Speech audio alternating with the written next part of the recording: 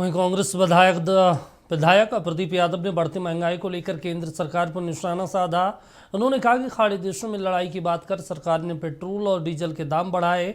वहीं paper leak पर निशाना साधते हुए कहा, तैयारी करने वाले बच्चे आत्महत्या करने को मजबूर है और सरकार खामोश है। देश यह कि भाई सोना मत खरीदो,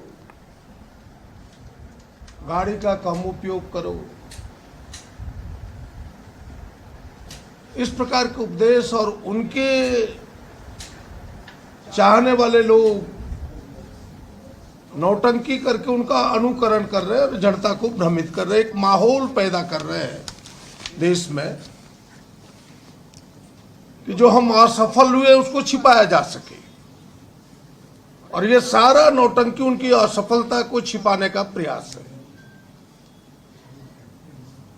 सच से लोगों को दूर करने का प्रयास है। और मात्र 5 दिनों के अंदर 2 बार डीजल और पेट्रोल के दाम बढ़े हैं। अगर हिम्मत थी प्रधानमंत्री जी को, भारतीय जनता पार्टी की सरकार को, क्योंकि उस समय भी खाड़ी में तनाव था, उस समय भी खाड़ी में युद्ध हो रहा था। जब बंगाल के चुनाव थे, जब केरल के चुनाव थे, 5 राज्यों के चुनाव थे, उस समय आपने पेट्रोल डीजल का दाम क्यों नहीं बढ़ाया? अब उनको सही ठहराने के लिए सारा नौटंकी है और जनता पर अतिरिक्त बोझ है। महंगाई को सच बताने के लिए, महंगाई को जायज ठहराने के लिए इस प्रकार के नौटंकी किए जा रहे हैं, जबकि महंगाई से लोगों की कमर टूट चुकी है। रुपये का अवमूल्यन इस प्रकार देश में कभी नहीं हुआ। आप सबके ध्यान में, आपकी कलम से ये बातें सार्वजनिक हो रही है। $1 के मुकाबले हम 96.20 हो गए। बेबस है, लाचार होकर खुदकुशी कर रहा है। नीट की परीक्षा में जिस तरह से पेपर लीक हुआ, और ये पहली बार नहीं हुआ।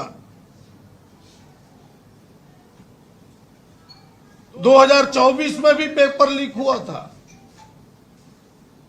उस समय भी जांच बिठा, संसदीय समिति ने रिपोर्ट सौंपी सरकार को, सरकार ने उसे हंसते हुए कूड़ेदान में फेंक दिया, दरकिनार कर दिया, उनके सुझावों को माना नहीं।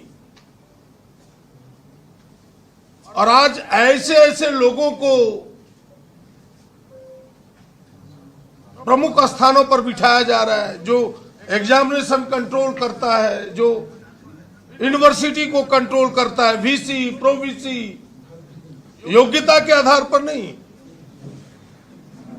जो आरएसएस के विचारों को मानता हो, जो भारतीय जनता पार्टी का झंडा धोता हो। उनकी योग्यता क्या है, उनसे उनको मतलब नहीं है। और ऐसे लोगों की संलिप्तता सामने आ